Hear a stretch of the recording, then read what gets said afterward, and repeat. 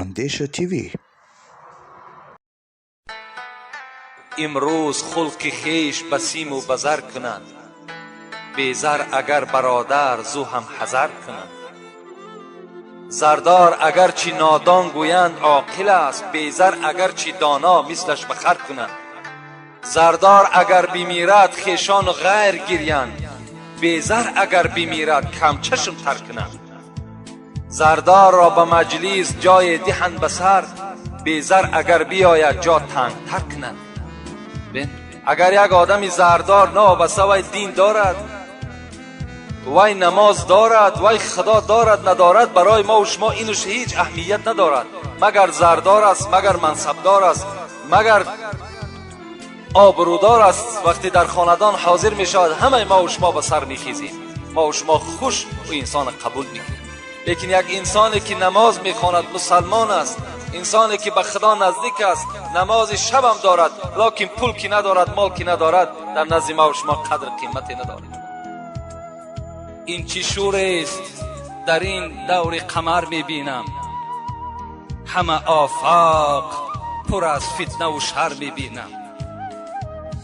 هیچ شوقت نه برادر به برادر دارد، هیچ مهری نه پدر را به پسر می بینم.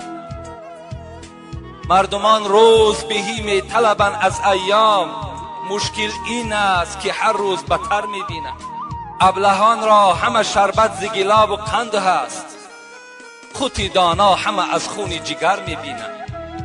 اسب تازی شده مجروح به زیر پالان، طوق زرین همه در گردن خر می بینم.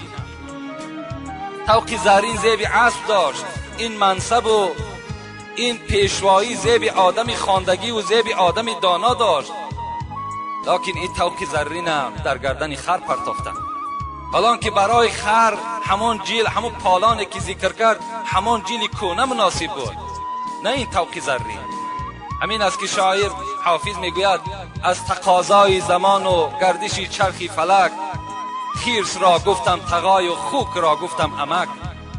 زمان شد میگد، یک زمان برپا شد که همون آدمایی که طبیعت خیرسانه داشتند یا طبیعت خوک مانند داشتند، اونها را ما به حیث امکی و به حیث تقه استفاده میکردیم.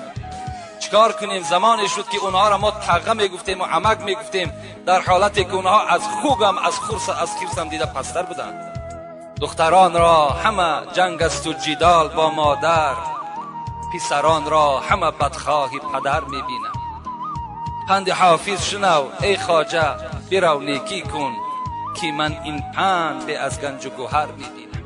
ندانستیم قدر امتی را، ندانستیم قدر امتی را، نکردیم پیروی سنتی را.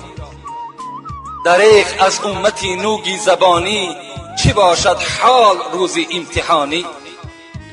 نباشد راز ارواح نبینا، چگونه بیندش در حشر فردا. قطار امتان خواند چه خوب است، قطار امتان خواند چه خوب است، وگرنه مشکل اهل ذنوب است. اگر در حشر گرداند ز تو روی، ندارد سود آنجا صد کنی موی. ز صدق دل به احمد پیروی کن، حضرت مولوی میگوید ز صدق دل به احمد پیروی کن، مشو نوگی زبانی امتی کن. اگر امت میشوی، اگر مسلمان میشوی، صدقا مسلمان شو، زیرا خدای تو میگوید و من کفر فإن الله غنی حمید.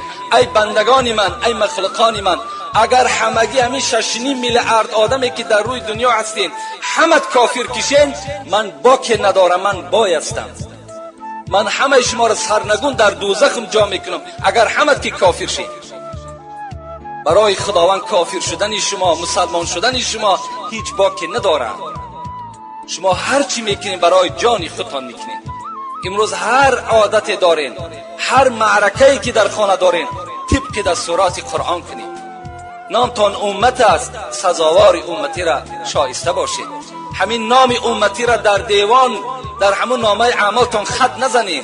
مسلمان بودن تو کی بکار است، مسلمان مردن اینجا اعتبار است. مرده در وقت غسل با غسال گوید این حرف با زبان حال.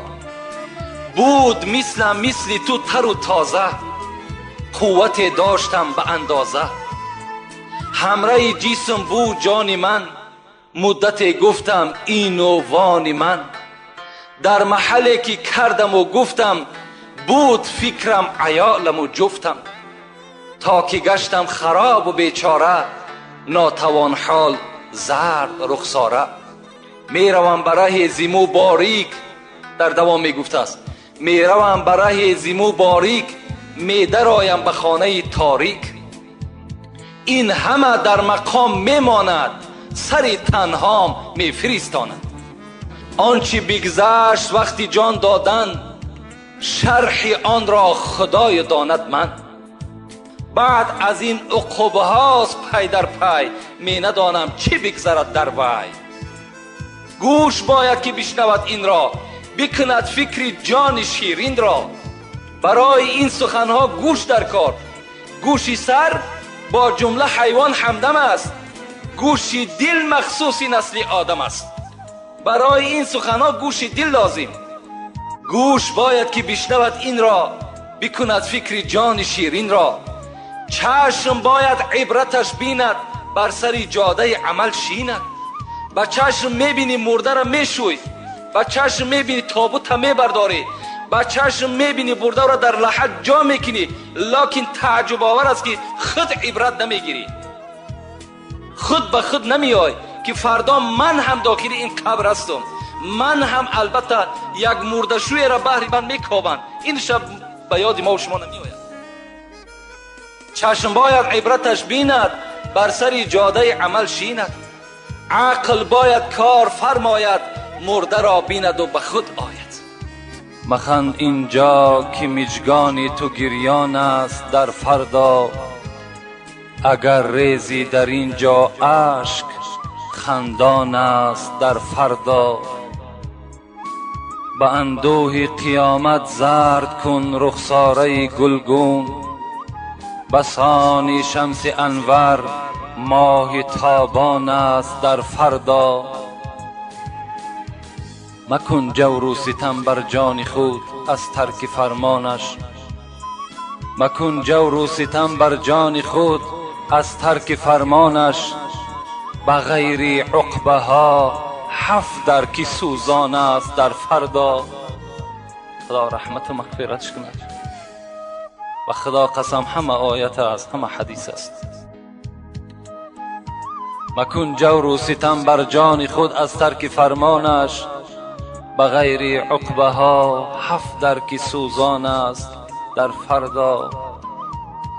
کسی گر اندر اینجا خرمن طاعت نبردارد، کسی گر اندر اینجا خرمن طاعت نبردارد، بصد افسوس و حسرت ها پشیمان است در فردا.